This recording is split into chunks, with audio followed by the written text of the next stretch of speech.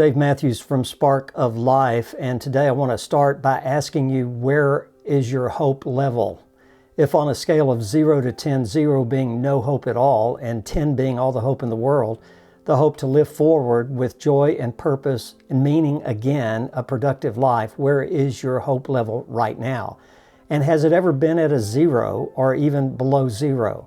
Well, I tell you what, I've been there. I've been there with no hope at all. And today, in a 10 to 15 minute video, I want to share with you the one thing that you can do today. In fact, I'm going to encourage you to do this one thing when you get through with this video. But I want to set up the foundation of it first and then share at the end of the video what is the one thing you can do, and it might take you 1 minute to do it, that will up your hope level to live forward. I have no idea what your loss is. Most of us have many losses. Some of you come to this video with one gigantic loss, a loss of a loved one that you thought you'd never lose, or other kinds of losses that I like to call it, you're to the mat, like in a boxing match, and you're on the canvas and you're cut and bleeding emotionally, and you don't have much hope to get up and live forward with your pain. Spark of Life is all about instilling hope in people with great tools in order to help you live forward, not just to exist forward. And so if you do this one thing, now all of us have been there, and there's some preliminary points. The first preliminary point is that of the 1,800 grievers that we've had the privilege at Spark to spend 3.5 days with in these retreats, these grief recovery retreats, there's one thing that keeps coming out in so many of our participants of these retreats, people we've gotten to know and to love greatly in our experience with Spark of Life, and it's this: most of the people who come to us in one form or another think something is wrong with them. If only I had done this better, I wouldn't be in this predicament. Perhaps you've lost a loved one and you think if you were not a good enough parent or good enough friend or good enough son or daughter, and if you've only done something different, maybe they wouldn't have died. There's some people we've dealt with that has tremendous guilt, especially in suicide loss. And if you lost somebody to suicide, you might feel guilty. And you might think there's something wrong with you, and if only you would have been better, this wouldn't have happened. Or you might not blame yourself for the loss, but you think something's wrong with you in response to the loss. You know other people who've experienced loss, and perhaps you think they're further along than you are, and why aren't you further along in your recovery than they are? Well, sometimes we feel hopeless because we think something is wrong with us, and we've tried to get better and we're not better. In fact, we could be worse than we used to be. And your loss and recovery doesn't really compare to others, and you might think something is wrong with you. Many of you might have a faith background in which you think something's wrong with your faith, such as, if I only had more faith, I wouldn't feel so badly. Well, those things are normal and natural to have those feelings.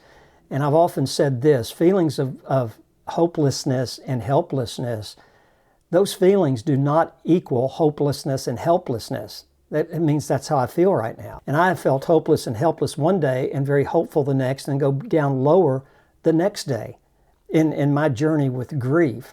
And perhaps you can relate to that. So first of all, we want to just establish the fact that you feeling hopeless and helpless is natural and normal.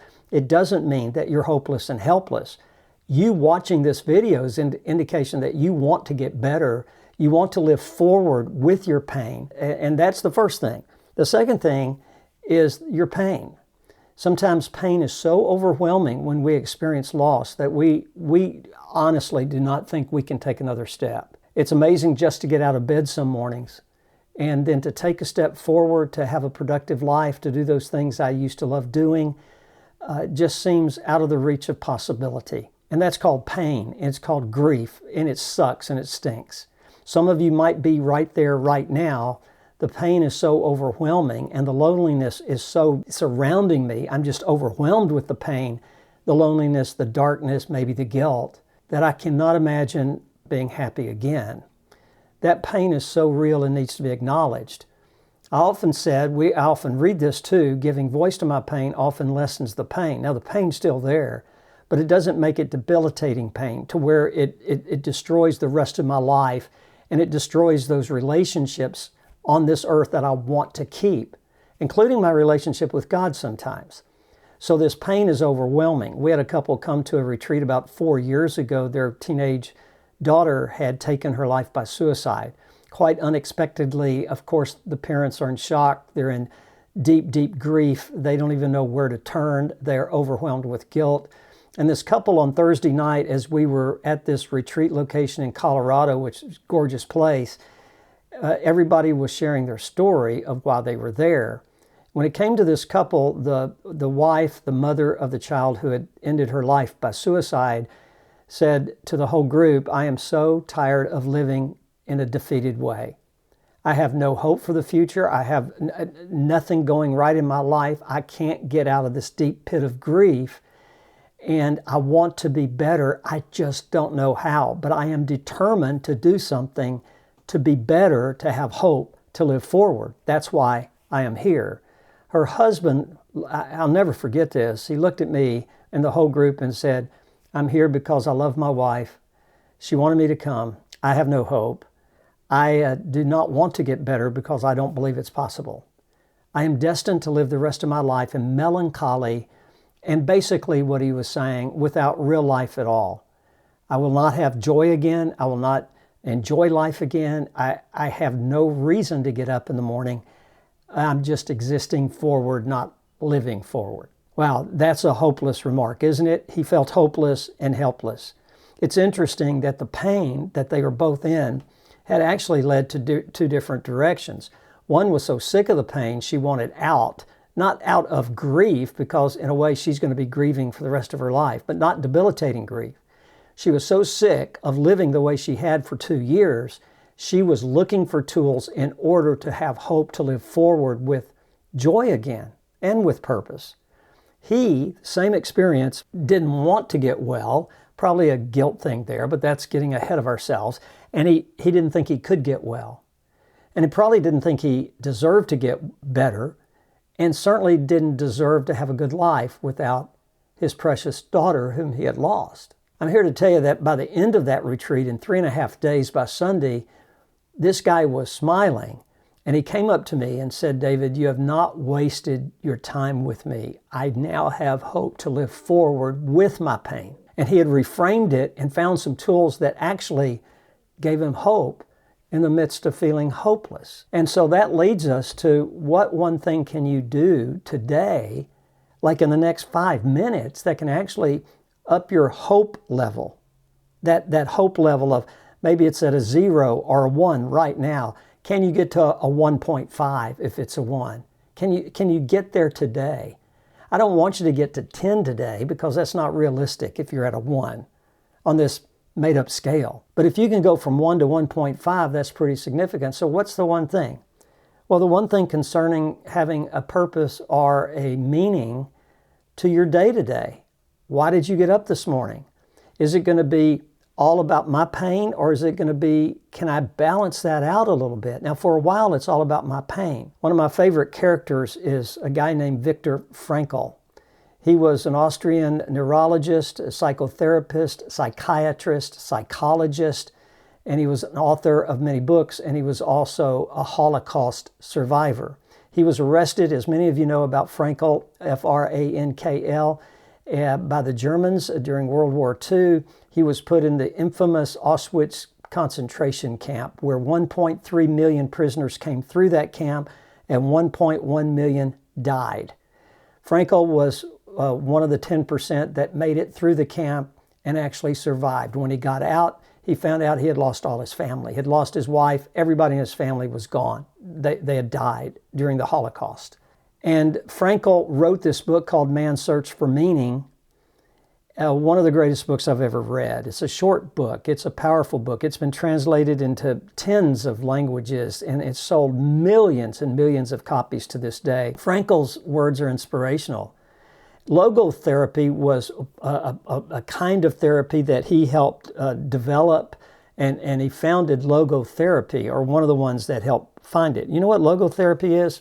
I say, well, you say, how is that going to help me today? We're not doing therapy on anybody today, but let me share with you what it means. It describes a search for a life meaning as the central human motivational force. It's your search for a meaning in life. The reason people stay stuck in grief, one of the primary reasons, and that grief becomes debilitating and it messes up other important relationships in life, is because all my focus is on me and my loss. For a while, you can't get around that. That's called deep grief crap, is what it's called. You cannot get around it. So how do you get out of it? You start forcing yourself, being intentional, to think of somebody else. I want to read you. Now, you can't stop thinking about your pain 24/7, but you can start little increments of thinking of somebody else and saying, what do they need today? What can I give to them today? How can I encourage them today? Here's what Frankl said. Meaning of life came from three possible sources. Purposeful work, having some kind of meaning and purpose in life that's outside of yourself.